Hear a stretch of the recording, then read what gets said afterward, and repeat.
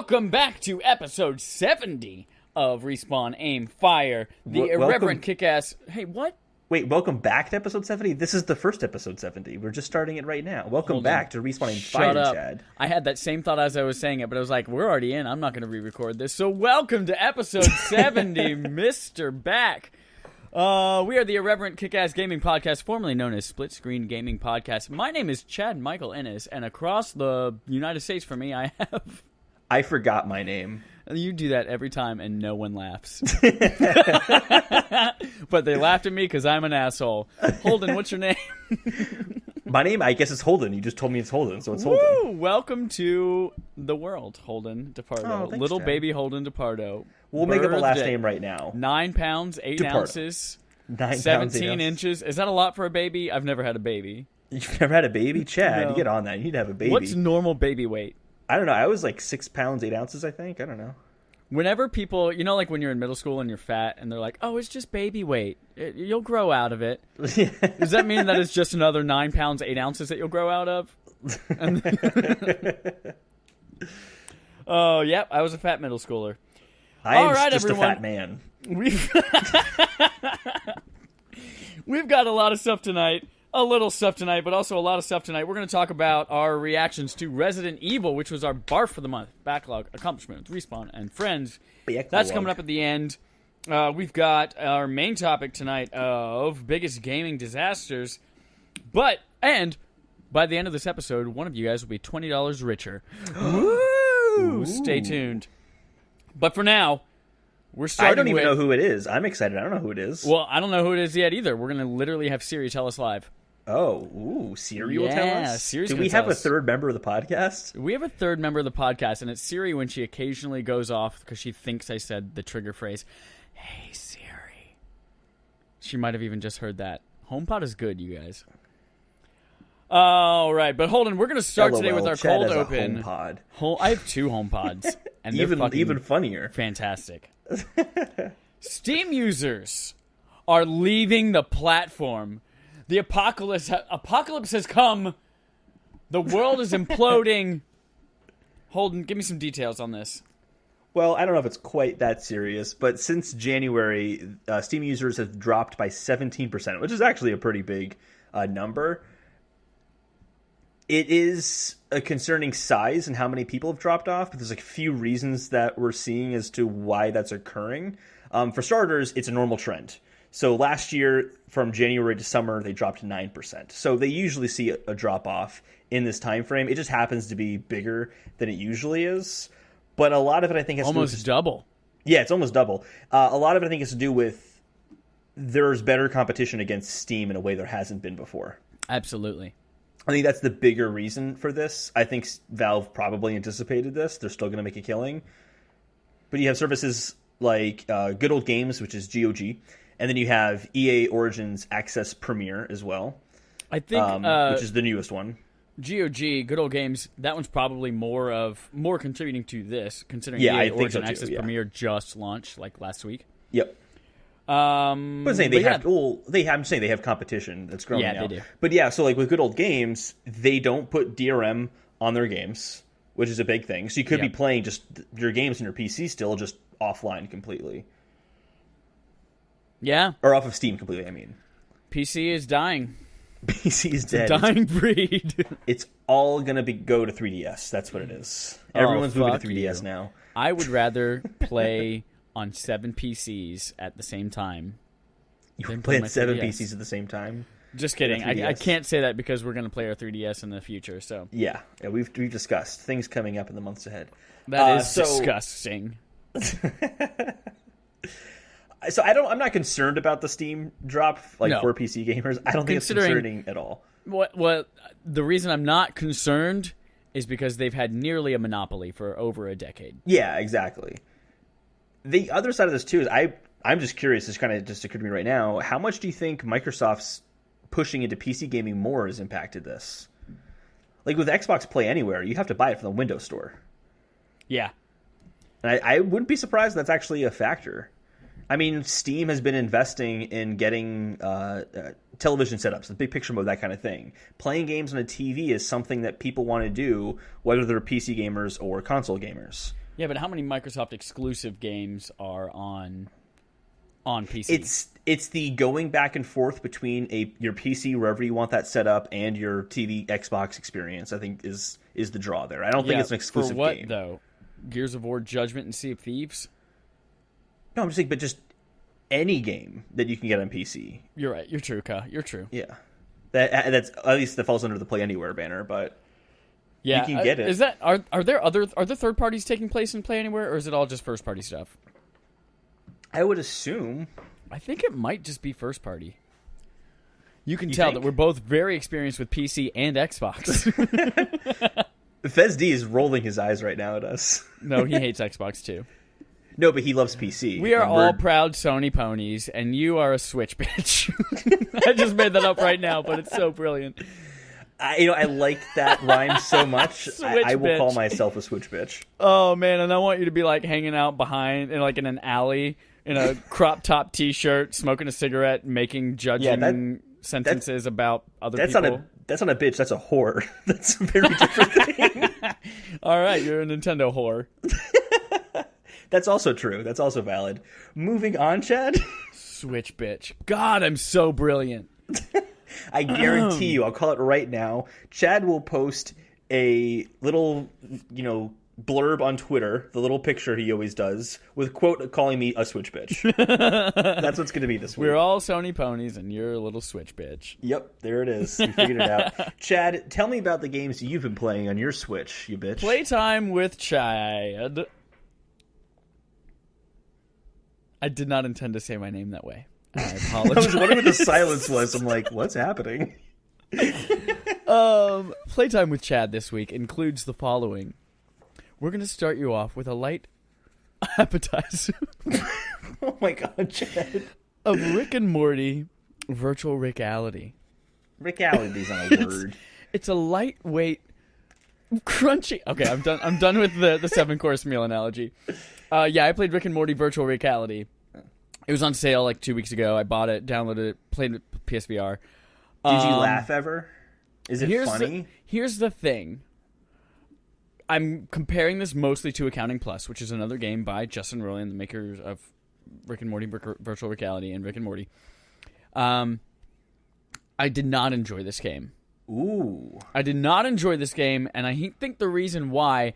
This was actually a close-to-launch game for Oculus a long time ago. And it just now, this summer, got ported to PSVR.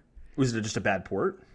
No, I don't think it was a bad port, but it was just like a lot of the intro virtual reality games. Where I see. It's not interesting gameplay for VR anymore. Exactly. It is a lot of doing chores for Rick in his garage.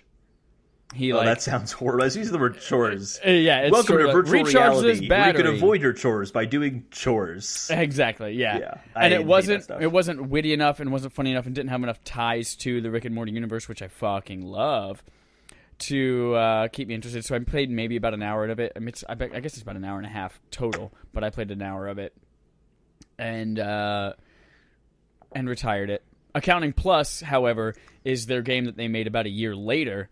And that game's fucking hysterical. So if you're going to get one or the other, definitely get Accounting Plus. Yeah, I think we're at a spot now, especially if you've had VR for a while and you've played a lot of these experiences, like the novelty of, oh my god, I'm picking up this bottle and I can throw it against the wall. Or holy shit, look at this piece of wood. Isn't that so cool? I know, I sound like I'm from a Rick and Morty cartoon. Rick! Anyway, sorry. That novelty is worn off, and now I'm like ready for like adventures, like Moss and like Resident Evil and all these kind of things. So yeah, I totally know what you mean. I mean, I've talked about my job is on the podcast before, but I'm a brand ambassador for Oculus. I just see a lot of people using VR, and it is totally true. Like every time someone picks something in VR for the first time, it's like, oh my god, this is incredible. But I've seen people say that now. Yeah. Dozens and dozens and dozens and dozens of times. So I'm like, it's not incredible, but okay. I'm glad you're liking it. Yeah, I'm ready for good gaming experiences. Yeah, I think there's a lot of good gaming experiences in VR. There absolutely are. If you're going to play a game in VR that came out at launch, you're not going to really find that probably. Well. Yeah. So I played that. I played Octopath Traveler. Yeah, that's what I'm curious about. I want to know what you think about Octopath Traveler. First of all, how far are you into it? I have played for just under 4 hours. Okay, so you're still pretty early on, but you've done a few I'm still very early. now. I've done 3 storylines. Okay. I've played ones? Hannett, because we talked about this last time, because it's basically Aloy from Horizon. Yep. Ophelia, the cleric. Good and, choice. then the scholar. I forgot his name. I haven't gotten to him yet. He's the only first chapter I haven't done. Excuse me. Gotcha. Yeah, he's got all the elemental magic and can like read enemies' weaknesses and stuff like that. Ooh, cool. I'll say Hannah and Ophelia are 2 of my go-tos. They are fantastic. Yeah, they're pretty great. I'm enjoying this game. I mean, I'm only playing a little bit here and there, just on a quick bus ride to work, or on my lunch break, or while I'm waiting in line for something. But as we get into August and I have less to play, I'll probably put a lot of good quality time into it. Yeah, I think at this point you've definitely gotten a chance to use the battle system, and with a few players, a few different characters as well now. Yeah, which changes it. What do you think of that battle system? It's great. It is a lot like Bravely Default. In the strategy that you use, yeah, it's a lot like Bravely Default in the strategy, and it's great. I think we've talked about it a ton. Yeah, I've gone very in depth with that last week, I think. But I just was curious what you thought of the. It's so fucking gorgeous, though. The lighting. Oh my god! Yeah. All the 2D like sprites and 16-bit graphics in that 3D space with the beautiful lighting is just like, it's so good. And the soundtrack. Oh, the only thing I'm not digging so far, I'm not digging the voice acting so far.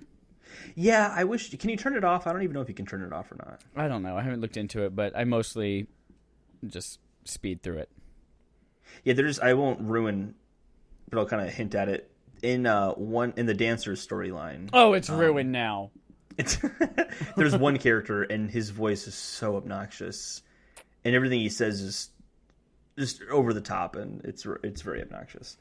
But if it didn't have the voiceover, it would have been fine. Yeah. Well, finally, my last one was Resident Evil, but we'll talk about more of that in our end game for B.A.R.F. I want to hear more about Octopath Traveler 2 as you continue playing that, because I'm going to invest a lot more time in that now that I've kind of played a few of the games that I've been wanting to get through. Yeah. Oh, man, hold on. Yeah. Speaking of not having much to play in August, I've made a huge mistake. What's that? September 7th. We all know the second coming of our Lord and Savior Jesus Christ, Spider-Man. He is descending upon the earth in Chicago, Illinois, on my PS4 Pro Spider-Man edition at Best Buy on North Avenue. And I will not be in Chicago, Illinois to play it. Oh. I will be on vacation from September 5th through the 13th, and I'll have to wait a whole goddamn week to play that game. Yeah, I'll tell you this. Wait the week. Don't try to change your pre-order to a different location. Because remember my Switch situation? I tried that, and I almost lost. I did lose it, and they were nice enough to give me one anyway. But yeah, I mean, I'm not going to try it. I'm just going to have to. Yeah, don't risk it. Best Buy has a terrible infrastructure in their back end for that kind of stuff. It's on the horrible. 7th of September, I'm just going to beat my head in with a rock. So that I get amnesia and forget that it exists. I'm going to text you pictures of Spider-Man all day long. I hope for they're the whole nude. week. I hope they're pictures of you naked in a Spider-Man mask. Well, Chad. Oh, you Switch bitch. What did you play? I played. So I wrote in my note originally, Hollow Knight, beaten. Because it's the final boss. I'll beat it before the week is over. And I never beat it because I just got distracted running around trying to 100% complete it before I go to the boss. So at this point, I'm basically done with the game. I just have a few small things I have to do. Was it your game of the year so far? Absolutely game of the year so far. I want to play do God of War. I know, I'm going to play God of War. But yeah, Hollow Knight's incredible. I'm not going to talk about it anymore. I'm just saying I'm at the final boss. I'm about to beat him, but I don't want to beat him because I don't want it to end. Aww. So that's where I'm with Hollow Knight. But I played another game this week. Besides Resident Evil HD, I played No Man's Sky next. Go on. I've been open about how I get the criticism for that game. I understand it. Don't blame anyone for not liking that game a lot. I enjoyed it. I don't think it was a great game, but I had a fun time with it. The novelty kind of wore off after a while. Tell me what's different in next. Now this next update's out. So I wanted to avoid saying this because everyone's been saying this, but it's so true in that this is the game that it should have been released as originally. 2 years later. All right. 2 years later, yeah. So they really have done a great job of adding things for you to do. I actually really feel like I have too many options of things to do right now where I don't know what I want to do next, what step I want to take, what technology I want to invest in next. But it's still basically the same game. The core of the game is still you are traveling from planet to planet, getting resources to travel further in the galaxy. But over the past few updates, they've added like a whole story, they've added base building and freighters and all the stuff. And what this update does is change everything. Like everything got changed. What this update does is turns it into Teenage Mutant Ninja Turtles, Turtles in Time. Every resource name has changed. So I'm not, like, when I went into this and I'm like, oh, I need to get plutonium to fill up my ship. And I'm like, there's no plutonium anywhere. What the hell? There's no plutonium. You can't use plutonium. It doesn't exist anymore. You got to find carbon, and then you can fuel your ship that way. But you can also combine carbon with something else to make like your jet fuel to put in your ship. There's different methods of crafting now. So you have like refining tools you have to use. So for something, what was I trying to make? I had to get chromatic metal. And you do that by finding copper and then running it through a refiner. So they're kind of adding different parts to the game. So like, for example, I needed to get silver, but I was finding silver very hard to get. But when I was fighting enemies, I got something called I think it was called a lumen back. And I realized if I put the lumen through the refining process, it would turn into silver. And that's how I was kind of getting silver. So like I was kind of finding different ways of doing things I was used to doing before. But the refining is actually kind of nice because it allows you to multitask. So you put something in the refiner, you have to put fuel in the refiner, and then you have to say, I want to change this into that. And then it'll take us like a few minutes for it to happen, depending on how much you've put in and how much you want to get completed. So in that case, when that happens, then I'll say, okay, well, I also need to get carbon so I can combine carbon to make something else. I'll do that while this is refining. So I'm kind of able to multitask a little bit, which is something I haven't been able to do in the game before. But the big change for me this time is that I've actually gotten a freighter. I've never had a freighter before because they were always absurdly expensive.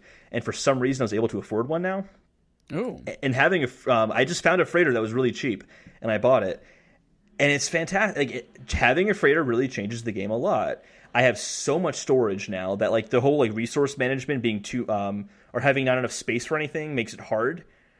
Not an issue at all anymore because I just keep throwing things up to my freighter, and then I keep going to my freighter, and then get back to my freighter, and then just traveling my freighter around the galaxy as opposed to my lone ship.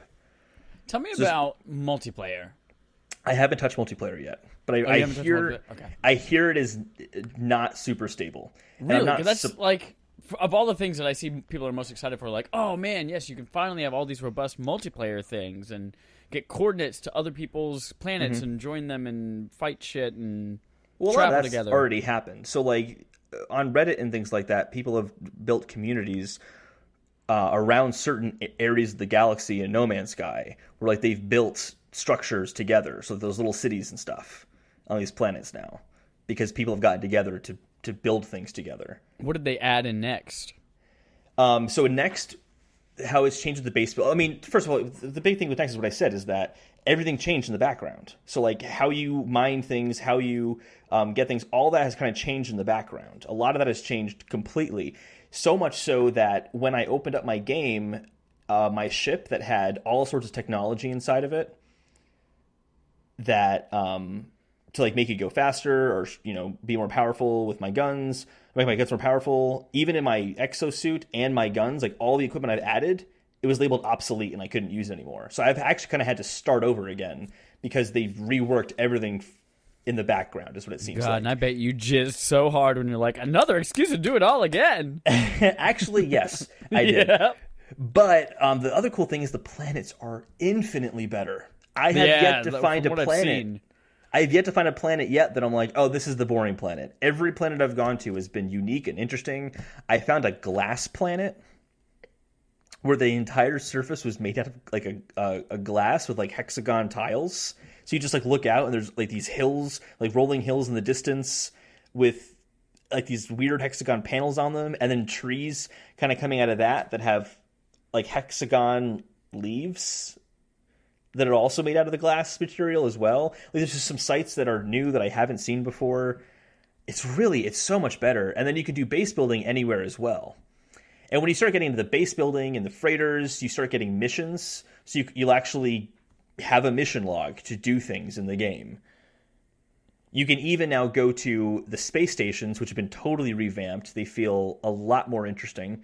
There's a lot more to do, a lot more people to talk to in the space stations. And they're almost lined up like little malls, where like each little kind of station you can go to, or little store you can go to in the quote-unquote like mall, is different stuff for you to buy, or a different race offering you different types of missions for you to complete. So I just kind of feel like everywhere I've gone, there's a lot more options for me to explore. Cool. I'm super impressed. I'm very, very impressed. But it's also a buggy mess. Does it cost money for you to upgrade to Next, or is that free? Totally free. It is totally free. And that's the Xbox version launches as Next, right? Yes. So on Xbox, it's $50. But PlayStation, they are doing a big sale, and it is half off right now. Cool. So it is... And for PlayStation Plus, it's even bigger discount. So it's less than $30 if you want to get this for PlayStation 4. Cool. And I really I think it's worth it now. I think if you had a curiosity about this game, but you were turned off by the bad press, deserved bad press in the beginning, try it. Because I really think that they've done enough to make it worthwhile. They've done enough to, like when they talked about you can treat the universe however you want. Like, you can be a trader if you want to. You can be a pirate if you want to. A scavenger if you want to.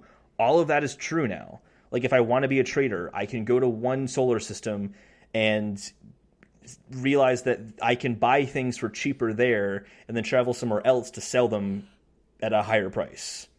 It's like I can do a trading deal. Or if I wanted to be a scavenger, I can fly around and I can find these, like, crashed freighters. And there's all these cargo buried under the ground as the freighter crashed.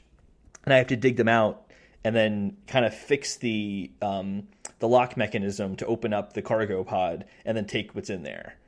So there's a lot of different ways to approach it. I really like it, and I totally see myself investing dozens of hours into this. Play God of War. I know. Play God of War. But I can go see... I can make a spaceship, and I can make a fleet. Man. I can have a fleet of freighters, Chad. I have 3 freighters right now. It's so cool. Well, I have a freighter and 2 frigates, but...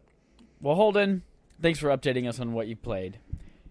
You mentioned some sales going on, and there are some sales going on for games that are coming out this month, and by sales, I mean they are on sale for full price. I think you need to know what on sale means. They are for sale. There we go. The word sale helps the translation between the two concepts. The beginning of every month, we do something called Whaddya Buyin. Man, it's a very Resident Evil-centric episode today. Whaddya Buyin? Let's talk through some big releases coming out this month. There's actually a lot of things, not so much that I'm interested in, but a lot of big titles that I know a lot of people love. Yeah, absolutely. Starting out today, August 1st, as we record this episode, Yakuza 0 comes to the PC. Ooh. To the dying PC. August 3rd, WarioWare Gold comes to the Nintendo 3DS. Woo! This is the one that they announced at the Direct. It's not like a port, right? No, it's like the Mario Party 100 game where you just kind of take the best of the franchise and put it all in there. On August 7th, Dead Cells comes to PC, Mac, Linux, and Nintendo Switch, PS4, and Xbox. This one's piqued my interest. It's like a Metroidvania. Yeah. I haven't heard about it. You haven't heard about it? Look up some screenshots right now while I'm talking through this stuff. No, I'm not going to do that. Great, because the same day, August 7th, Overcooked 2 comes to PC, Nintendo Switch, PS4, and Xbox. Yeah, I'm buying that get the one. shit out of that shit. You've already bought it. That's what I'm saying. I bought August it. August 9th. I'm getting that one. Layton's Mystery Journey Director's Cut comes to Nintendo Switch. You're a Layton fan, right? Yeah, I mean, I'm not a huge Layton fan, but I like the games. I've played a few of them. I assume by Director's Cut means this is a remaster or a re-release? I honestly haven't even heard about this. Let me look that up, actually. No. I didn't even know that they were doing this. I'm not going to let you do it. I'm doing it right now. On August 9th, Monster Hunter World comes to the PC. The dying PC. August 9th, also Okami HD comes to Nintendo Switch. This is the new Skyrim. Comes out on everything. And then Yakuza 3 that same day. Yakuza 3 HD comes to PS4. I didn't realize those were PS4 exclusives. Yakuza? Yeah. Yeah. Yakuza. The next day, August 10th, Madden NFL 19, PC, PS4, Xbox One, and We Happy Few comes out. I'm going to keep my eye on that one. Yeah, as am I. I'm curious how that's going to do, considering it must have piqued Phil Spencer's interest if he bought the studio. Or maybe whatever they have planned next. I don't know. Who knows? Yeah. But yeah, I'm definitely going to keep my eye on that one, and that might become a game that I play in August. The Walking Dead Final Season Episode 1 comes out on August 14th. Telltale game. This is, I believe, the last one on their crappy engine before they move to Unity. Wait, it says Walking Dead Final Season 1? I abbreviated it. It's Episode 1. Oh, okay. I'm like, the final first season, episode final 1. Season. The Layton game, by the way, there was a Layton game that came out on 3DS, iOS, and Android, featuring a different character. It's Layton's daughter. It's just a version of that game that's coming to Switch. Great. I know you cared, Chad, so I wanted to fill you in.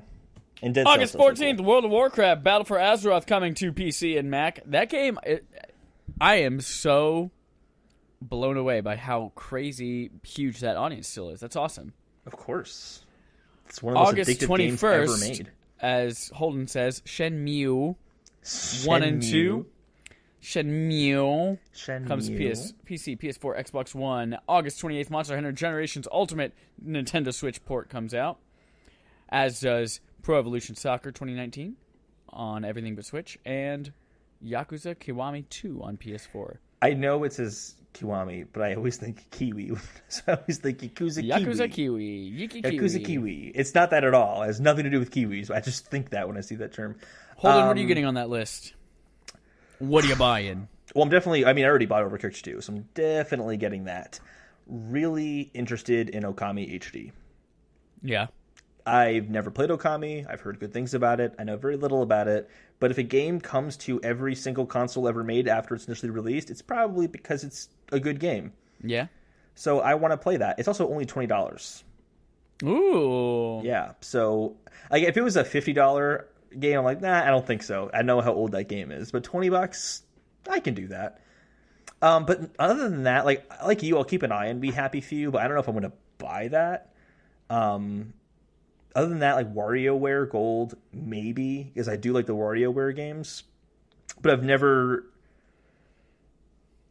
I've never loved it to the point where I've played every single one, and I also kind of want to vote with my dollar and not buy a 3DS game that's new. Yeah, because I don't want to encourage Nintendo to do that. I also think WarioWare actually makes a lot more sense on mobile than it does on any of Nintendo's actual consoles. It's a series of micro games. You're a micro game. No, WarioWare is. And that makes more sense to me on mobile than it does on anything else. So I don't know. I don't think I'm going to buy that game because I don't think it's on the right console. But I've heard good things, so. I think I'm going to definitely get... What do we talk about? What the goddamn name is that? Overcooked. Yeah. Definitely going to get Overcooked too. I'm gonna keep my eye on Dead Cells. Yes, I'm getting on Switch, you stupid Switch bitch. Gonna get Dead Cells, maybe. I'll see how the reviews come in, but it's definitely interesting to me. And then, did you read about the Dead Cells developer Motion Twin this week? There was an article out that said they're a game company where they have no boss and everyone gets the same exact pay no matter what they do at the company. I don't know how to read, so I don't know. No. Makes sense. Yeah. And then, I'll just keep my eye on We Happy Few. That's probably about it. Wait, what studio is it that doesn't have a boss?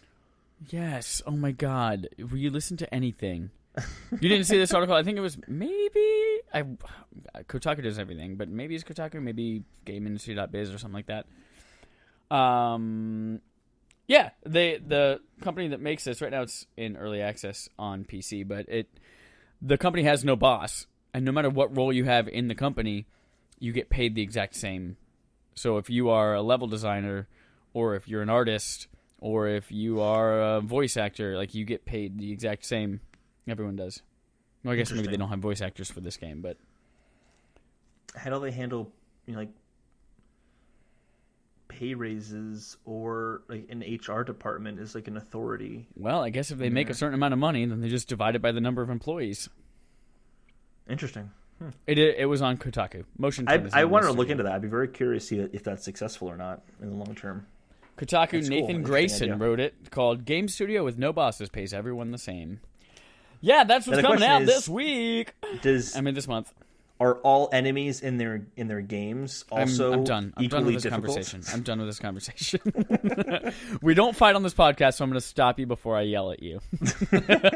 Before I say something really stupid that just makes you hate me that much more. Oh, Holden. Let's open up our quest log and see what the internet has provided for us. Tell us what our first quest comes from. Well, Major Nelson of Xbox has announced we have some new Xbox Game Pass titles. I bet he's not even in the military. I don't think so. I think he's at Microsoft. Yeah, you're an idiot, but also I'm so stupid. I don't think so either. I think he's at Microsoft. You stupid son of a bitch. What the fuck did he say? Well, Major Nelson announced a few games. He says that Rise Son of Rome is coming to Xbox Game Pass, as is Hitman Season 1. That's not a good game. Rise Son of Rome? No, it's not. No, we talked about that a while ago. Only one of these games is something I'm like, oh, that sounds appealing. Hitman Season 1, very cool, it's on Game Pass. Everything else I don't care about. Ruiner, don't even know what that is. Dead Rising 2, don't care. The Escapist, The Walking Dead Edition, I don't like The Walking Dead, don't care. And Dandara, whatever that is. Dead Rising 2 is not bad. Oh, Dead Rising 2. I just don't want to play zombie games. We'll get into that in a second. Okay. Then we have the free PlayStation Plus games for August. So those are coming to Game Pass if you have that. If you're a PlayStation Plus subscriber, you get Mafia 3 on PS4. That game that everybody was really excited for. I want to try it. Nobody ended up liking. What was that? No one ended up liking it, you're saying? Oh, no. Apparently it was a great, gorgeous version of New Orleans, and it was really interesting, but then they fucking dropped it with the story. And yeah, I've heard the story is good, but I don't think the other parts of the game are that bad. That's what I remember hearing all the reviews saying. Oh. Like, they had this great opportunity, too, with the protagonist and, like, everyone being racist against him because you're a black guy in New Orleans in the South. Mm-hmm. And, yeah, everything was like, they had an opportunity, but it fucking tanked. Well, I mean, it's free for us, so I'll try it out. It is free. Dead by Daylight also comes to PS4. Bound by Flame is free on PS3. Serious Sam 3 BFE. My brother used to play a lot of Serious Sam. Draw Slasher on PS Vita and Space Hulk on PS Vita. Space Hulk. There is a game called Here They Lie coming to as like your PlayStation VR temporary 3-month thing that they've been doing for a while. Mm-hmm. That's coming to PSVR from August 7th through October 2nd. That sounds familiar to me. I don't know why I know about that game. I might even have it. Who knows? I don't know. What is this? Knowledge is power. Oh, that's the Playlink game. The what? It's a Playlink game. The one you play with your phones. So I guess the game I'm not playing on that list. August 7th through November 6th. It's like a a party type thing. Yeah, no, I know what it is. I know what it is. Why, does your mom hate you? Yep. Nice. Yep. Nice. The most important news of the week, though, Chad, is that Nintendo LABO Vehicle Kit is coming out September 14th. You make jokes, but it might just be. You think this is the biggest news story of the week? I don't think so. Okay. I think it's cool, but no. I don't even think it's cool. I think it's Nintendo LABO. That's what I think about it. I think it's cool that it exists, and in a year or two, I will definitely get it for my niece. It does show that Nintendo believes in Nintendo Labo. They've already come out and said it sold above what they were expecting. Yep. We'll actually get to the sales of that. We actually have a number You get on that. submarine, a plane, a pedal, 2 keys, and more. So the 2 keys is kind of cool, actually. You put the key in the ignition of whatever vehicle you want to drive in the game. So if you take the key out of your car and you put it in the plane instead, you're in the plane now. Great. That's kind of cool. Fucking great. Because everyone knows that planes take keys. Do they? Do planes have keys? I mean, I don't know. I've never flown a plane before. But funny story, now that we're on that topic, when I was 7, it was 2000. So before 9/11, this will never happen after 9/11. I got to go into the cockpit of a plane as a kid and program everything. So he told me, like, hit this button, hit that button. I got to do that. It's pretty cool. And I don't remember seeing a keyhole. I wonder how many of our listeners remember what it was like before 9/11. Pepperidge Farm remembers. Oh, my God. Pepperidge Farm will never forget anything. Moving on. What is our game potato? Our game potato of the week is that... So let me preface. I added the story just as like a normal story, and then I read the story and was like, oh my God, this is so fucking stupid. Sorry. Before the joke of Pepperidge Farm leaves everyone's heads, I Know What You Did Last Summer remake, but with like goldfish and cookies as the killer, and it's just called Pepperidge Farm Remembers. Starring Jennifer Love Hewitt. Yes. So Elon Musk announced that they're going to have Atari Easter eggs in the next Tesla software update coming out in about a month. And they're going to include games that you could play on the Tesla. They're talking about including Pole Position, Tempest, and Missile Command initially. This is the part that made me go, this is a really fucking horrible idea. And that is, while you're not driving your car in pole position, you can use your steering wheel to control it. I don't think the steering wheel should be used for anything besides staying on the road. That seems to be... This is while you're parked. I know it's while you're parked, but like, I don't want to see some idiot who's at a red light turn his car off so he can play pole position with his steering wheel. You know why you'll never see that? Because no one's going to play these games. No one's going to play these games. There's also is another reason why it's on Game Potato. Because why is this a priority for Tesla? Of all the things? From flamethrowers to baby submarines to Atari games on your car steering wheel. Yep. Fun stuff. Great. Chad, Well, let's get move into on some to bigger stuff. Yeah, let's get to the Oh real my God. stories. We had the same brain sandwiches. We finished each other's sandwiches. There's some very coincidental, I guess, end of quarter stuff. Very coincidental numbers released by 2 different companies at the same time.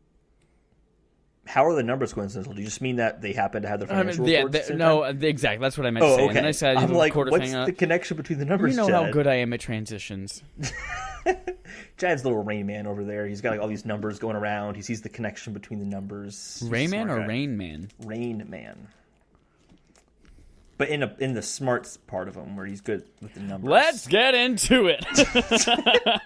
I love you, Chad. Sony has announced that 82.2 million units of PlayStation 4 has been shipped, which includes 3.2 this...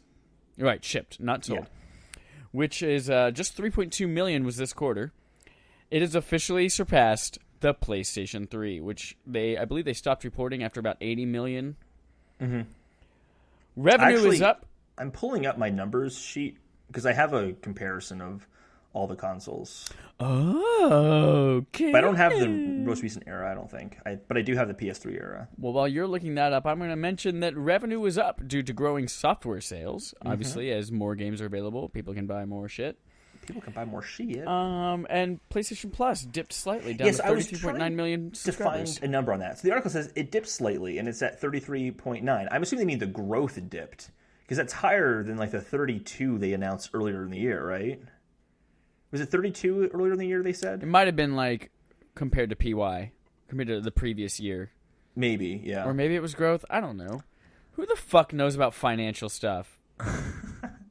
If you're an Excel spreadsheet whiz, why are you listening to this? PlayStation 3 hit 80 million units like in the last portion of 2012, like the end of 2012. So 7 years into the cycle. When did they stop manufacturing? They stopped manufacturing? Yeah. Not last year. Last year. Yeah. So, yeah, it's doing better by a few years, the PS4. Yep. Nintendo Switch, bitch. Tell me about some Nintendo sales. Yeah, so Nintendo had some announcements as well. They said that they sold 19.67 million consoles in total, and then they've sold 1.88 million units in the first quarter of this year, which is down slightly from 1.97 million units last year, but that was also launch last year, so I'd say that's actually pretty good how close it is. And also, for any of you guys listening out there who don't know, first quarter for most gaming companies is April through June. Yeah. And then for their game sales have been through the roof. So they've sold 17.96 million games, which is a 120% increase. But again, they have a lot more games out for Switch to sell than they did last year at the same time. Right. Last year, this was basically launch quarter. Exactly. So I expected those numbers to be better. I'm surprised that the Switch didn't sell more, however, in the first quarter. Their goal is to get 20 million by the end of March next year, I believe. 20 million additional, because they're at almost 20 now. Yeah. So 20. Yeah, they only want to sell like 100,000 more. So. Like what, 30,000 more? That's it. Yeah. So I found something else interesting. Yeah. The highest selling console this month was the NES Classic. Yeah. Beating out the Switch, the PS4, Xbox One. Units. That's crazy. Yeah. I want to finish my thought, though, on the Switch sales. Well, then fucking finish it. Really quickly. No, so the Switch sales are lower this quarter. Keep in mind that their target of 20 million sold, they're going to get the vast majority of that in December. So, I'm pulling up, going back to the PS3 thing here, right? So, we'll look at year 7, okay? We'll look at year 3. So, in, year 3, in the middle of the year, from, February to, October, that kind of middle large chunk there, they never break 700,000. Oh, except for once in June. Son of a bitch. November and December combined is over 3.5 million. So they do much bigger numbers in just those 2 months, November, December, than they do the remainder of the year. Their biggest months for every console ever are always November, December, January. Yep. So that's when, if Switch is going to reach that 20 million, they're going to hit it at the very end of the year. Duh, all them November, presents. December, January. Just saying, Chad. I'm just saying. I know. Just a Super Saiyan. Just a Super Saiyan. I'm not a Super Saiyan. I'm just saying.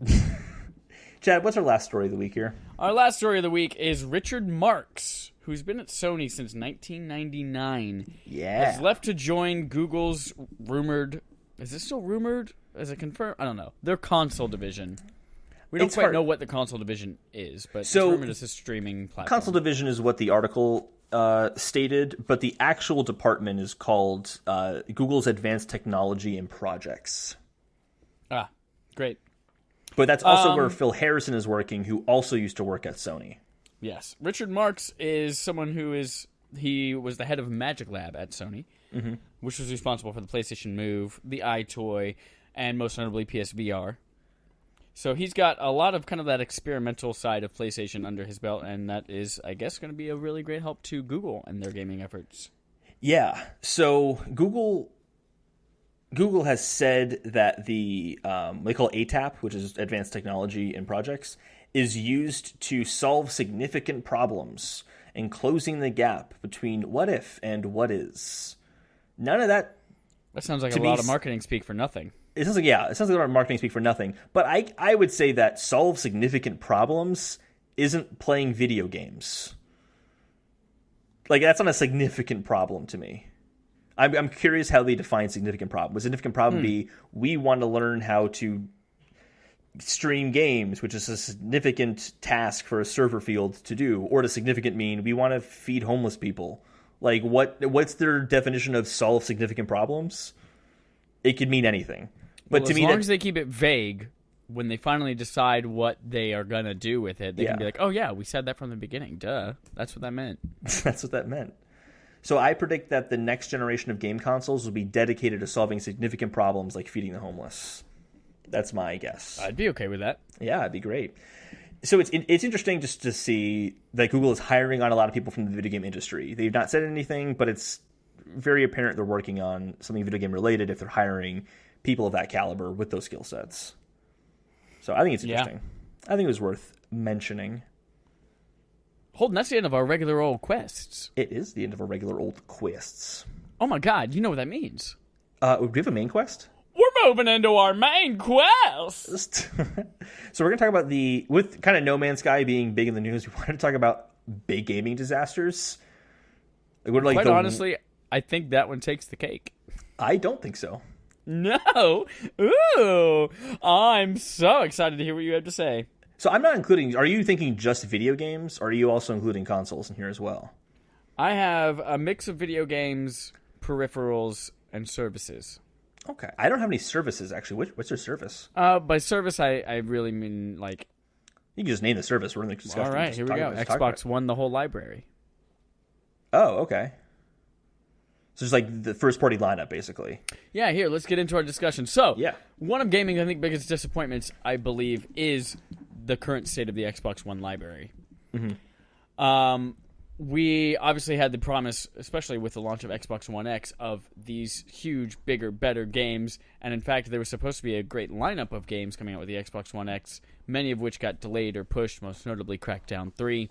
Or canceled, like Scalebound. And I think that we, obviously, as we see a transition period, as Phil Spencer has taken the reins of Xbox, a transition period from what Microsoft used to be, or what Xbox used to be, kind of the direction they were heading with, this is the center of your living room, all this stuff that everyone criticized them for and they went back on. But as we see that transition going into something new, and we see now the new direction they're going with the new studios that they bought and the focus on games, obviously there's got to be a little bit of a lull as those two things happen. Mm-hmm. But I think that the promise that the Xbox One had as far as library and the power that it could emit, and nothing really took advantage of it. And I think that's like one of the biggest disappointments, definitely of this generation. Yeah, I can agree with that. I actually had Xbox One launch and initial marketing as one of my biggest disasters. I just think that everything about Xbox One, well, that's not everything, but like it's a good product, but it just was never positioned very well, and they totally botched the launch. And I think that's what's caused what we're seeing right now. It's like everything you say, I think is... What was that? You know what else? What? You totally said gaming disasters, and I saw what I wanted to see and saw gaming disappointments. So mine are going to be slightly different in how I wrote it both ways. I wrote it gaming disasters and gaming disappointments, so you're fine. Okay, cool. Holden, tell me something about what you fucking wrote. Tony Hawk Pro Skater 5. Whoa, that is right next to the Xbox One library on my list. Oh, do you have the two? Okay, yeah. So what happened here is Activision really had to hold on to the rights of Tony Hawk Pro Skater. So they had to release a game in order to do that. And they hashed together a game really quickly, but they couldn't quite make launch. So what they did is they released the disc on the last possible day they could to keep the rights with just a tutorial on it, and then released a 17 gigabyte day one patch to add to the game. With garbage inside. Yeah, it was... Look up reviews, watch videos. It is hilarious. It is barely a game. It barely works. Even Tony Hawk said he doesn't like it. Yeah. For Tony Hawk to come out and say Tony Hawk sucks. That's a big deal. You seen that Tony Hawk dude? His game sucks. Actually, true story. Do you remember Matt? I was just about to tell that story. Yeah. You tell the story. I think this is so funny. So a mutual acquaintance of ours once sold Tony Hawk a piece of technology. And when he went to go pay for it, he looks at his debit card and he goes, "Wait a minute. You told me your name was Tony Hawk. This says Anthony Hawk on your card." Oh, man, that guy was really funny. Yeah, something like that. Yeah, that's the story, yeah. I was thinking about that. So yeah, Tony Hawk Pro Skater 5 is a huge disaster. I think it's really funny just to think that someone bought that game and doesn't have an internet connection. And they got home and they put the disc in, and they couldn't get the 17 gigabyte patch of garbage. They only got a tutorial. They paid full price for a game for a tutorial. Maybe it was like God looking out for them. Yeah, God's like, look, I'm doing you a favor here. You don't want to play this game. The tutorial is the only good thing about it. Next up, I have Mighty Number 9. Interesting. Why Mighty Number 9? I know it wasn't a big success, but why? So this was Kenji Inafune, the creator of Mega Man. Kickstarted. Actually, I don't remember whether it was Kickstarted or Indiegogo. I think it was Kickstarter. Kickstarted a game that was supposed to basically be a spiritual successor to Mega Man without being Mega Man. And there were so many promises made, and as they hit stretch goals, they promised more and more platforms. And then the game just started radically changing from what they had promised. And there were so many delays, and platforms got canceled. And then a couple platforms got released, and the rest they had to wait. And it turned out to be a hot pile of trash anyway. So in fact, it's even still like when something comes out not as expected or as a joke, they're often related to Mighty Number 9. You'll hear that a lot in the gaming industry. So Mighty Number 9, probably the most notable Kickstarter game, and it did not end well for them. I wouldn't say it's the most notable, but okay. What would you say is the most notable Kickstarter game? Star Citizen. Honestly, don't even know what that is. It's made like over $100 million through crowdfunding, and that does not hasn't released released what yet. The game is. It's basically like No Man's Sky, but realistic looking. And oh my god! It's the biggest budget for a game ever, and it's crowdsourced. You should look into it. Also, Hollow Knight was from Kickstarter. Money does not mean notable. It's the most money ever made by a Kickstarter. Yes, but that does not mean that it's the most notable. I'd say that makes Mighty it Number pretty 9 fucking notable. is incredibly notorious. Okay. Also, Hollow Knight was funded on Kickstarter. Still not as notable as Mighty Number 9. Okay, well, it's my game of the year, so it's more notable to me. Play God of War, goddammit. Give me another gaming disaster. The Nintendo PlayStation. Do you know the story? Oh yeah, go on. I think this is the most important video game behind the scenes story, period. Because this set up everything that we're seeing nowadays with the gaming industry as it looks. So back in the mid 90s, CD peripherals, a CD peripheral was added to the Sega Genesis, was it? And Nintendo wanted to do something similar. So they were going to work with Sony to make a CD peripheral for the SNES called the PlayStation, the Nintendo PlayStation. And they were partnering with Sony. They were going to announce it at E3. Sony made their first presence at E3 actually, this is earlier 90s, not mid-90s, to announce the PlayStation, Nintendo PlayStation. They were going to announce it at E3. And then after Sony announced it, Nintendo announced that they were working with Philips for a CD peripheral for the SNES. So it's more of a big disappointment for Sony, because Sony was totally backstabbed by Nintendo. And it was because of that moment, that kind of disaster for Sony, or that disappointment for Sony, that they wanted to make PlayStation to kind of get back at Nintendo. And it worked. They definitely bested Nintendo. Ouch. I think that's such a fascinating story. Yeah. I just would love to know how it happened. Like, how did Nintendo not tell Sony, hey, by the way, we're not going to... Do you remember, like, I guess it was maybe like a year and a half ago, when somebody did find and restore a working prototype of the Sony PlayStation? Oh, really? I mean, the Nintendo PlayStation? That's cool. That's got to be really rare, worth a lot of money. Dad's attic or something like that. How does Dad get one? They never released it. He worked for them. Like it was a prototype or something like that. The last, I think, one that I want to talk about that I have is the Kinect. The Kinect, just the promise of it never took off. From the very first showing, back when it was Project Natal, and they showed the Milo demo. Yep. People's jaws dropped. Like, you could literally... There are shots of Miyamoto with his mouth hanging open while he's watching it. Of watching this technology, of him interacting with Milo, talking back to it, moving, and seeing that like reflected on the screen. And it's just a technology that no developers gave a shit about. And then they tried to... And the developers are complaining, well, there's not an install base, nobody's buying it. And they're like, great! Every Xbox One comes with Kinect, and still no one gave a shit. And everyone didn't want to pay the extra $100. And it just... That, I think, Kinect single-handedly tanked Xbox this generation. Single-handedly? And they got us dead 9. I think single-handed, yeah, because the Kinect is what ultimately made it more expensive. They believed in it enough to put it in the box, make it $100 more expensive than PlayStation 4. That was a huge factor, but I don't think it was single-handedly. The DRM, behind the scenes, always online. If you don't want to play online, get a 360 instead. All that stuff. That stuff eventually got corrected. But when it comes down to like raw sales figures, it put a bad taste in people's mouth. Listen to me fucking talk. No, we don't argue in this podcast, so I can only talk. When it comes down to ultimately what the uneducated buyer, moms and dads in Black Friday and stuff like that, they look at the two consoles and they ultimately said, that one's $5.99, that one, or $4.99, this one's $3.99, and they buy the cheaper one. And that ultimately is why I believe the cheaper price point is the biggest reason why PlayStation beat Xbox right out of the gate. And the biggest contributing factor to that extra $100 was the Kinect in the box versus PlayStation's that was separate. So I think that it was a factor. I'm actually going to pull up my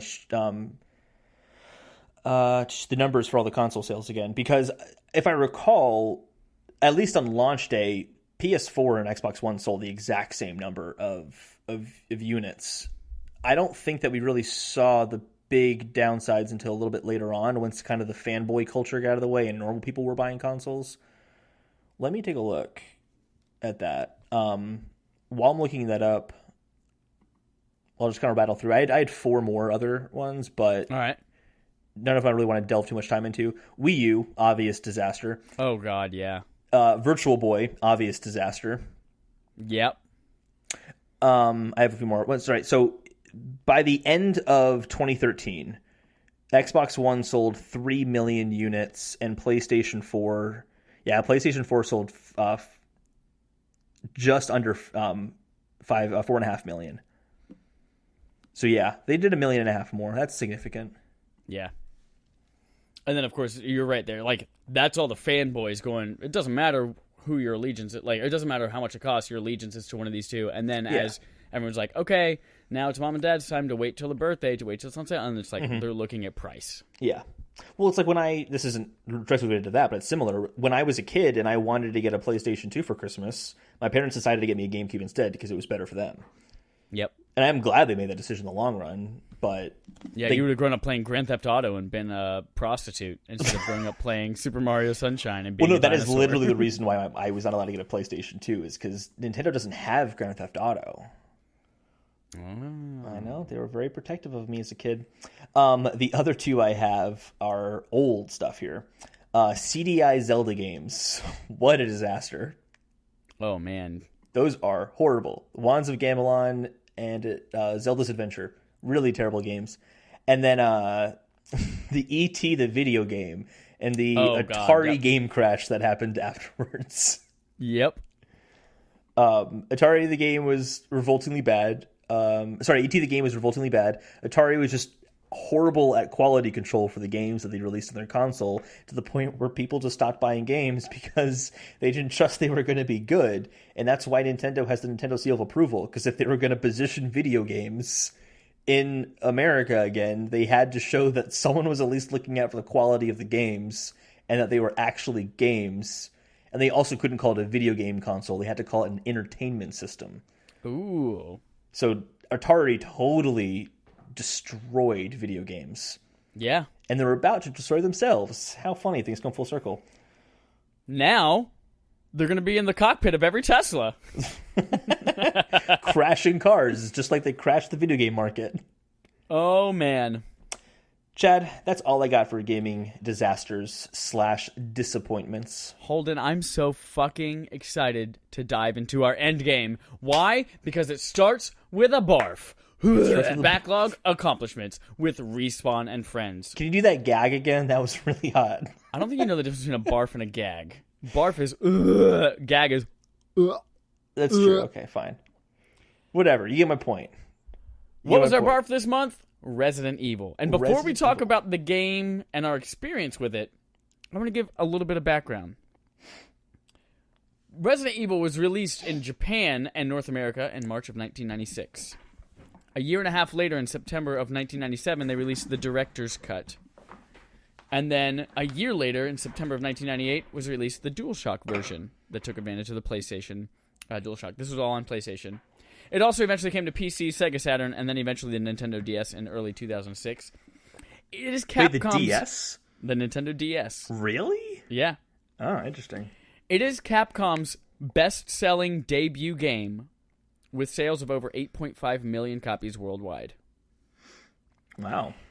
This was actually conceived by producer Takura Fujiwara as a remake of his earlier horror game called Sweet Home from 1989.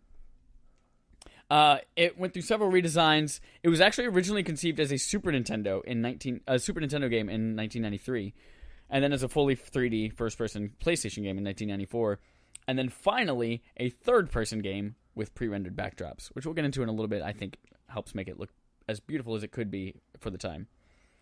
It was very well received critically and commercially, and is often credited for defining the survival horror genre. In 2002, boom, comes along what a lot of people say is the best remaster of a game and one of the best games of all time, the GameCube remake, Resident Evil Remake. That was released in 2015 as well for modern platforms, like the PlayStation 3, 4, Xbox 360, and Xbox One, and a prequel, Resident Evil 0, in 2002. It was also one of the first games to be rated M by the ESRB. Oh, I don't know. That's interesting. I thought Mortal Kombat was, but no, that was the blood thing in the SNES. Blood. That was all. Mortal Kombat, I might be talking out my ass, but Mortal Kombat and the blood might have been the reason the ESRB was created. That's what it was. No, you're right. In 2002, Resident Evil was remade for GameCube as part of an exclusivity agreement between Capcom and Nintendo that spanned 3 new games. They include remakes. The remakes include a variety of new gameplay elements, story details, environments, and improved visual and sound. It was also later ported to the Wii. The remake was. I didn't realize that. Mm-hmm. So there's some context to the game. Really well received. Released all over the place. Has an important piece in history as being the defining game for the survival horror genre. Holden, let's talk about why neither of us finished this game. That was a great transition. I want you to tell me about your experience and why you didn't finish Resident Evil. So, how to explain this? So basically what it comes down to is when you were explaining how they were changing the style of the game from SNES to first person to this third person style. Yep. Knowing that they had to make those kind of changes makes a lot of sense to me. So what drove me nuts about this was how they handled their 3D and having basically fixed camera angles everywhere. Yeah. It drove me absolutely nuts. It is the primary reason that I couldn't stand this game. The fixed camera angles, that was what did it for you? It's what did it for me. I couldn't stand the fixed camera angles. Seriously, it's the only thing. It's the only thing. Sure. Knowing it was a technical limitation. That changes it, absolutely. Yeah, definitely. Of course. This is what makes me excited that Resident Evil 2 Remake is a third-person action game. Hold your thoughts on that. We'll get to that later. Yeah, but my point is that I get in this mansion, I'm walking around, and the fixed camera angles interferes in 2 major ways. It interferes in exploration. I didn't realize there were doors in certain areas. I didn't realize that there were corners in certain areas that I could walk around because the fixed camera angle limits so much. It works from a horror perspective because limiting perspective and what you can controlling what you see is generally how directors create atmosphere and tension in movies. So I can Right. see why they did that here. It makes a lot of sense in that context. But when you're exploring and you can't find doors that you want to walk in, that's fucking frustrating. The other thing is combat is really boring as a result. Because a lot of the times I'll walk away from zombies so I can shoot it, but then I'm not seeing what I'm shooting at. Yeah. I'm just kind of shooting off into the other area that I just walked away from and hoping I hit a zombie. I'm assuming there's auto aim because I always shot the zombie, but there's never a reassuring feeling. And I don't mean that in a good sense in horror where like, oh, I'm so uncomfortable right now and I don't know if I'm going to make it. It's like, I don't know if I'm going to make it because this is really archaic and old feeling. Not because I had this sense of tension that I got in like Resident Evil 7 where I'm in this house and this guy's chasing me around and I gotta, I can't kill him, but I need to like knock him out for a second so I can get it away and hide. And I just feel like that was handled obviously so much better because just it's been 20 years, but it really took me out of the experience. Interesting. If you go back and look at the time, it makes sense why they did it though. I get why they made that choice. Yeah, those pre-rendered backgrounds made this game visually stand out against everything else, just because they were able to paint those backgrounds rather than have to render them in real time. Yeah. Interesting that's what did it for you. The literal only reason why I did not finish this game was because of the inventory management. Which character did you play as, Jill or Chris? Chris. Me too. So as Chris, you have 6 inventory slots. Does Jill have a different amount? Jill has 8. Oh, really? Interesting. Okay. So Yes. Chris is like the harder character to play as. Not necessarily. Chris has more health. Oh, okay. Chris also has a lighter on him, where Jill does not, but Jill gets access to a grenade launcher, which Chris That's does not. handy. Yep. She That's also has a nice. lockpick that can pick easy to open doors, whereas Chris has to find old keys. Oh, okay. But the reason I could not deal with the inventory is because of how obtuse this game is. This game is obtuse as fuck, and I actually kind of enjoyed that about it.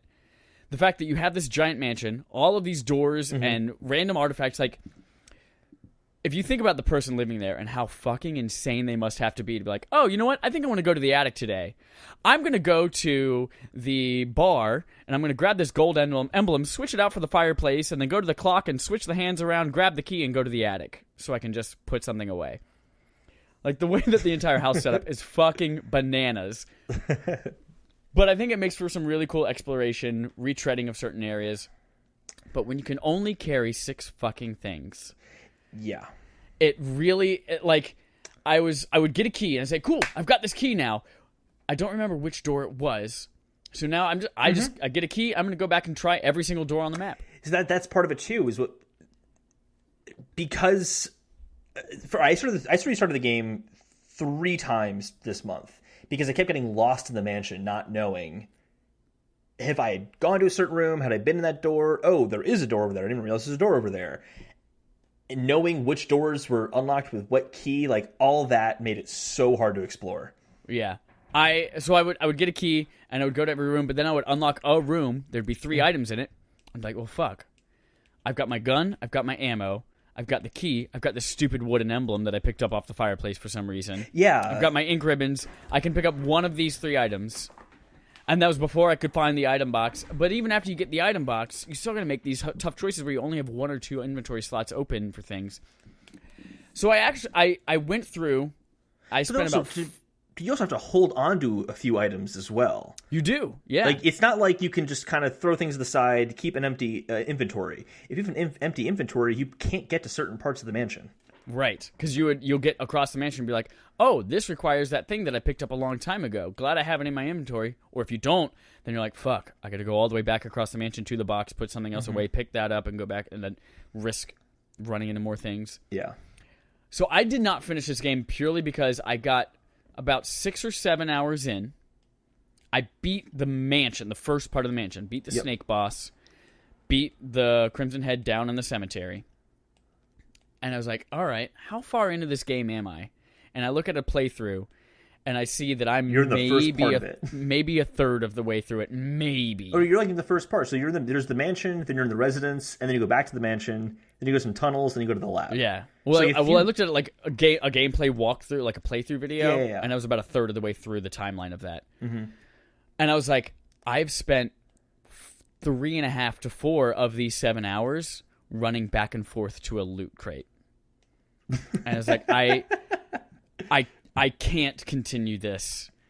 So what I did is I watched the rest of the game because, and we'll get to this in a second, I fucking loved everything else about the game. But I literally couldn't play it because of the inventory. And maybe if I chose Jill and I had 2 extra slots, that would have made it a little better. But I don't think that would have helped enough to make me finish this game. The inventory didn't bother me that much, just because I think I expected it to be very restrictive. How far did you get? I got to about the same point as you did, honestly. Yeah. But whatchamacallit, I did it like 4 or 5 times, but I did it. Which was I going to say? I knew it was going to be a restricted inventory system going into it, just because like Resident Evil 7 was pretty restrictive as well. The genre as a whole is pretty tight on inventory. I did kind of have only 6 slots. That's not a lot. Yeah. I did kind of have like that moment, but it never really bothered me too much. But when I was watching, because I did the same thing as you, I watched the rest of the game. I was watching it. There was like a point towards the end where you have these 2 books that both have emblems inside of them, so you have to carry those 2 books around with you to get to unlock the door in the main room of the mansion to go down below. Yeah, and that's a third of your inventory taken up. Like there are moments like that where you had to hold on to all these different items. And then to go to the obtuse part, like I couldn't believe some of the things that I was seeing when it comes to story progression and how you get things to move along. So like you find a musical score. Yeah. And then you have to give it to someone, Rebecca. You have to give it to Rebecca. And then she doesn't know how to play it, so you have to like leave and then come back, and then she's figured out how to play it. Yeah. Like you have to spend enough time, actually technically go through 3 doors and then come back, and then she's learned how to play Moonlight Sonata. What was the point of that? Like, and there was a few things like that in the game that kind of bugged me. The obtuse nature of it wasn't to my liking. And I had the same problem with like Super Metroid. I've been playing Super Metroid, and I couldn't figure out how to get to this one area, and it's because I had to just walk through a wall. Like, how would I have known that? And it's that kind of stuff in this where it's like, because of this camera angle, I wouldn't have known that there was something over there for me to get. It was kind of hidden out of the way. Yeah. Or, what was the other thing? It's like sometimes I would, because of the way the camera angle would change the way your character is facing towards you or away from you, I would start walking into things by accident, or I actually like walked into a zombie once because I turned a corner and it was at a different angle, and I tried to avoid him, but that would have worked if I was in the other perspective, not the perspective I'm in with the zombie, so I get attacked by the zombie. In the game's defense, those fixed camera angles and the way that traversal works was designed with tank controls in mind. Mm-hmm. So, like, you can't just turn a corner. You go to the corner, rotate, walk forward. Go to the corner, rotate, walk forward. Okay. So, yeah, you wouldn't have had that problem because I think you chose it too, updated controls versus the original controls. I don't think I did. I think I picked the original controls, but I don't remember. If you pick the original controls and you hit left on the left analog stick, you do not walk left. Okay. You spin left. Okay. Well, I was running into shit, so maybe I picked the updated controls. Did you enjoy any of this game? What parts did you enjoy? I mean, I think the mansion's a really cool setting. Yeah. I mean, as much as it was frustrating with things being obtuse, it does make for a good game setting to have this mysterious mansion that you're exploring and trying to piece together and figure out. Yeah. I just think I got more aggravated by it than I should have been. Yeah. I think this game was... I love the cheesy dialogue as well. The cheesy dialogue's a lot of fun. Oh, yeah. Super cheesy. Did you see all the stupid like FLV videos as well? This game, when it came out, along those same lines as everything else that came around, like you got a game and you spent a lot of time with it, so they wanted to make sure there's a lot of stuff there. So I feel like part of the design was because they expect you to spend a ton of time trying to figure out where to go next, because the game's not super long, because there are things you unlock for like completing it in less than 3 hours. So I think nowadays that's not something we expect as modern gamers, but back then that made a whole lot of sense, which is why I'm going to spend fucking 7 hours going back and forth between an item box trying to figure out where to put this blue emerald. But with all of that in mind, I enjoyed almost everything else about this game. I really love the design of the mansion. I loved kind of the symmetric nature of it too. So whether you're on one side or the other, you know you have an item box somewhere. It's kind of laid out kind of similarly. But I really did enjoy the fixed camera angles, and I thought they added to the suspense and the horror, because you can't quite see what's over there, but you do hear something coming from over there, and you're like, fuck. Do I take a step forward and switch the camera angle? Is it going to be right fucking there, or is it going to be down the hallway? I don't know. I think that adds to the suspense and the horror of it a bit.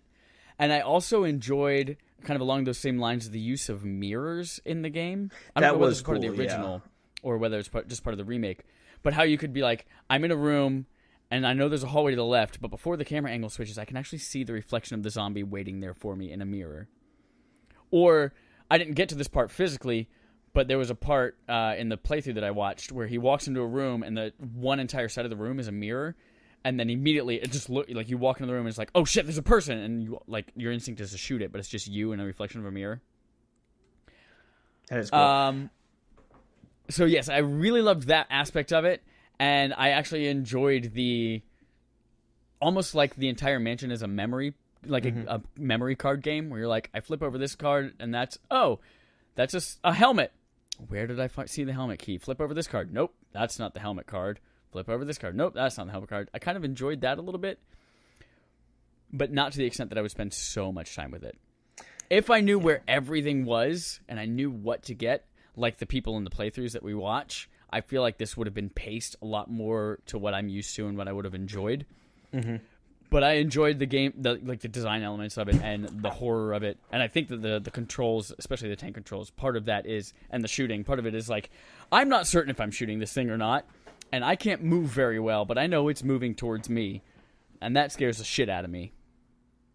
So yeah, I didn't get scared a lot because I didn't find the enemies that troublesome. Did you run into any Crimson Heads?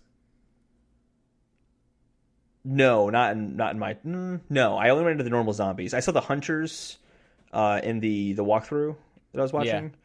Yeah. The Crimson Heads are the ones where, like, if you don't burn the body or if you don't blow their head off, then they come back to life as a really fast, strong ones. Yeah. But most of the time, I wasn't even killing enemies. I was walking around. Yeah. And that's part of it, too. Like, the conservation, like, the survival aspect of it, too, I really enjoyed. Like, choosing whether or not, am I going to shoot this guy? Or am I just going to run around him 8 times as I go back and down this hallway 100 times? Am I going to use this herb? Or am I going to wait till I die a little bit more? I only have a finite number of ink ribbons. How often and where am I going to save? Like, I enjoyed that part of it, and part of that was, I'm going to try to avoid as many zombies as I can. Similar to in Resident Evil 7, where, like, you can avoid most of these black, swampy creatures. The ink ribbon thing is one thing I'll say that it's a cool concept. Very cool concept. Doesn't hold up on a modern console, because I was just saving by putting my PS4 in rest mode. So I never really had that. I never used an ink ribbon.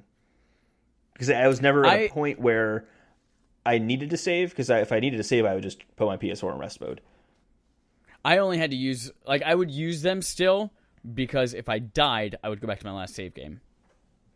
Oh, I see. Yeah, see, so, like, when you go pick up the armor key, and because I was like, oh, there's the armor key, and I pick it up, and I didn't have the fake key at the time, and I was like, well, shit, there's that spinning blade shield coming at me, and I don't know what the fuck to do, and it just completely obliterates me like a blender. Oh, you can put the key back. Yeah, I know, but I didn't know that at the time. Yeah, why don't you put the key back? I didn't die. I never died. It's because you kept using rest mode and you didn't finish the game. Kept using rest mode, yeah. That was also... But the part I was playing was the early part of the game as well, so it wasn't going to be harder. But when I was watching the walkthrough, I even went back and watched parts I'd already done before, like the snake part. Yeah. If you watch a walkthrough of it, like, if you know what you're doing, that guy walked in the room, picked up the item he needed, then just walked out. Yeah. Yeah, the combat is not difficult in this game. Not at all. Even the boss battles are hysterical to watch. There is I'll say I watched IGN had a walkthrough video, and I watched that one. And when it came to Plant 42, yeah, did you see that? Yeah. How did your guy beat Plant 42? He walked up to the second level and just kept shooting it as it opened. Yep. Yep. But again, you can't see that you're shooting at it. You're just kind of hoping you're shooting it. Oh no, he definitely, like, the person I watched, you could definitely see it. Oh, the person I went, you couldn't see the plant monster at all, but he just shot with his Magnum. He got 5 shots and it was dead. No. Yeah, I'm like, that was very underwhelming, and the final boss battle was very similar. Yeah. He has but again, extremely limited moveset. If you know what you're doing, yeah. I'm sure it would have taken a guess or two. And a lot of what made that seem easier was their resource conservation and just avoiding enemies and not using flash grenades and saving them when you really have to, or saving your Magnum ammo because it's going to be really helpful for the final boss, that kind of stuff. Yeah. So in our first playthrough, I wouldn't have gotten that, and I probably would have used all my Magnum ammo and got to the final boss and not had anything. But like knowing that it is that easy and that because of how obscure this game is, people are probably going to read a guide anyway. I don't think that this game holds up as well as people who played this game in the 90s and love this game would think. Well, that's going to be my next question. Do you think this deserves to be on the list of greatest games of all time? I've mentioned many times how I have an issue with the 3D, the first 3D era of games, because I don't think a lot of those games hold up very well. But I don't feel comfortable taking it out of a greatest games of all time list because that started the survival horror genre. Yeah. It's solely responsible for it. Not solely responsible, Silent Hills as well is responsible, but like it's a major, player, and we wouldn't have had the games we have nowadays in a genre that I like a lot if it weren't for this game. So I don't personally like it, but I don't feel comfortable saying it doesn't deserve to be called one of the greatest games of all time. Like, I don't like Horizon Zero Dawn, but I would still consider that one of the best games that you can get on a PlayStation 4 because I know how so many other people feel about that game. Yeah. What about you? Yeah, I do think that it sets up enough, and even the storytelling techniques and the sound design and the mansion and all of this stuff, I think it definitely contributes to earning its spot on the greatest games of all time, even if it's not something that I can ever physically get through. Mm-hmm. How do you feel about the future of the Resident Evil franchise? Like, does this make you want to go play other Resident Evil games? Are you excited about or concerned about Resident Evil 2?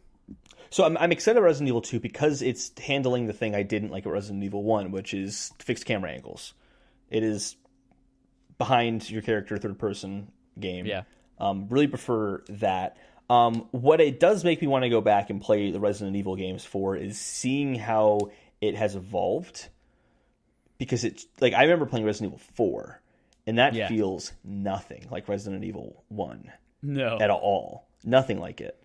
But Resident Evil 7 shares a lot in common down to the structure. I was surprised how much was borrowed from Resident Evil 1 for 7. Like when they said Return to the Roots, they literally meant like it's the same fucking plant. It is. I like that. It's the same fucking plant. That's good. Thanks. That's me. I made that up. The structure is exactly the same. You spend probably about the same amount of time in the mansion that you do in the house in Resident Evil 7. They even have the same broken shotgun thing. Yep, the same thing. Replace the shotgun with the broken one. Same thing. It's all very similar. But I would go back and probably play... I'll play the new 2 when it comes out, which means I'll probably avoid... Resident Evil 2, the original version of it. Yeah. But I might try Nemesis, Resident Evil 3. I never beat Resident Evil 4, but I might go back to that. But I don't really have much interest in 5 or 6. They seem like different games. So my intro to Resident Evil was playing Resident Evil 4 on the Wii. Mm-hmm. And beat that game a couple of times. And it was wonderful. Played Resident Evil 5, and I played that and beat it and enjoyed it a lot, but I think part of that might have to do with the fact that I played it co-op with my best friend in college. Oh, okay. But those are what people consider... Excuse you. Those are what a lot of people That was a consider cough, more actually. action-focused. I know, that's why I didn't say bless you. Oh, okay. A lot more action-focused than survival horror. And then 7 goes back to those elements a little bit. And I think 7's maybe the perfect blend of action and survival horror. Because I think Resident Evil 1 might have been in too much survival horror for me. Yeah. Too much survival in the survival horror. But what that actually makes me want to do, I never played 6 because everyone was like, oh my god, it's way too action-focused. It's not even a horror survival game anymore. It's like, maybe I want to give that a shot now. Met someone recently who called it the best Resident Evil game. I've never played it. I've never played it either. If everyone's like, man, it's so much different than Resident Evil 1, shouldn't even call it, like, I don't know, maybe I'd enjoy it. Yeah, maybe, I don't know. I hear it's very on rails. Who knows? No one knows because no one played it. Just kidding, some people played it. Resident Evil 2, the remake, I looked into this. From what it sounds like, the original Resident Evil 2, you do have 2 extra slots. If you play as Leon, you get 8. If you play as, I forget the other person. It wasn't Jill. I can't remember who it was. Anyway, Claire, you get 10. Sure. I was like, oh, is that enough that's going to make me feel good about this? But then apparently it looks like the inventory system works a little bit different and is maybe more traditional to 4 through 7, where you do have a lot more slots. It's upgradable, things like that. And I was like, okay, I can probably get through 2. Other than that, it all looks great. And I actually watched like 5.5 minutes of gameplay on IGN yesterday, and I was like, this shit looks scary as fuck, and I can't wait to play it. Plus the lickers. Have you ever seen video of the lickers? No. They're the zombies that are on the ceiling, and they have the giant long tongues. Yes. Yeah. I'm excited for it. I'm excited. Well, that was our experience with Resident Evil for B.A.R.F. Backlog Accomplishments with Respawn and Friends. Holden, what is August's B.A.R.F.? We are going to play Heavy Rain. Ooh, Heavy Rain, recently free on PlayStation Plus. Yes. Actually, wait, was that recently, or was that Beyond recently. Two Souls? It was Beyond Two Souls first, then Heavy Rain was last month. That's right. Perfect. So Heavy Rain, available on PS4 and PS3.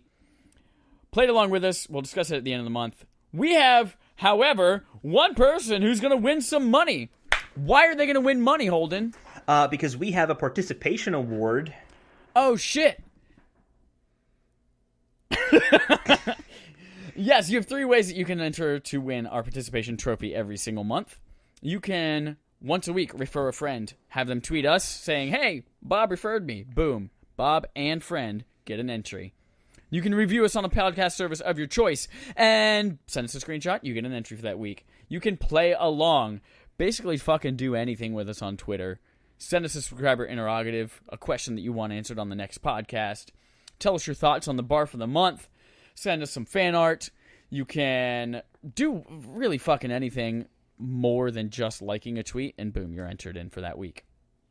You get, of course, 1 entry per each of those categories per week in our raffle, and then at the end of the month, we do a random number generator based on all of those entries to find out who wins $20 to the gaming service of their choice. This week we have 8 entries, and we're about to have Siri choose a number for us. Are you ready? Drum roll, please, Holden. Hey, Siri, roll an 8-sided die. It's 8 this time. She picked 8, which is Tunic_art on Twitter. You have won $20 to the gaming service of your choice. That is purely coincidental that he was the winner of our last photo mode. Congratulations. Check your DMs, and we will send you a code. Let us know what you choose to buy with it and play, and maybe we will, I don't know, fucking thank you again. Yay. Holden, do we have any subscriber interrogatives this week? Nope. Do we have a poll? Oh, we do have a poll. I did a poll. You did a poll? I didn't see a poll. I did a poll. The poll this week had to do with Joy-Cons. Oh, I did see this. You did see this poll, you goddamn liar. I did see this. So Joy-Cons. There was a recent announcement. We didn't talk about this on the episode, but Hori, the official licensed goddamn shit, they made an official licensed version of the D-pad, of a Joy-Con with the D-pad on the left side, missing some features. But we then put out a poll inspired by that saying, which new version of Joy-Con would you be most likely to get? Your options were a D-pad Joy-Con, a GameCube Joy-Con, the View's Joy Behar, or I'm fine with them now. Holden, do you know which one came in last place? I'm looking it up right now because I forgot what I chose. What came in last place? Last place was actually a tie between D-pad and the View's Joy Behar. both with 14% of the vote. Then we have GameCube Joy-Cons came in second place with 29% of the vote. And then finally, most people... Including me. Yeah, Now that including I'm you. here. 43% say, I'm actually fine with them now. Mm-hmm. I am fine with them now. Interesting. They're really I would have good. expected a lot more people to want Joy Behar. I mean, she's loud. She's obnoxious. What's not to like? That's us. That's why you listen to us, right? I think a lot of people just don't know who Joy Behar is. Really? Damn Yeah. it. I thought that was going to be a good one. No, I get it. It's funny, but I don't think people know who that is. Oh, man, oh, man, oh, man. Name me one person who you know that doesn't just know what The View is, but watches The View. Anyone who's been to my dentist in the afternoon. My dentist has The View, The Chew, all those stupid talk shows playing Wait, there's on one the called. ceiling. Wait, did you say it's called The Chew or The Jew? It's God, I hope there's The Jew, but it's also The Chew. They cook a lot on the show. Okay, that makes more sense. I thought it was a show called The Jew, and I'm like, oh man, okay. That's a little much. All right, everyone, that has been episode 70 of Respawn Aim Fire. Participate for our participation trophy, and you, like Tunic_Art, can be a winner. Tunic has won a few of these now. He has. He won the Mario photo mode. He won... Maybe one more a few months prior to that as well. Dude's Maybe fucking rich. He's loaded now. Dude, so loaded. Tune in next week. We're going to be talking about reviews from games from the previous month. In our leaderboard session, we are going to be, I don't know, maybe talking about Overcooked 2. Will that be out by then? No, probably not. No, it won't. No. Cool. Cool. Until next time, guys. Good night. Bye-bye. And also good afternoon and good morning and Truman Show. And good luck.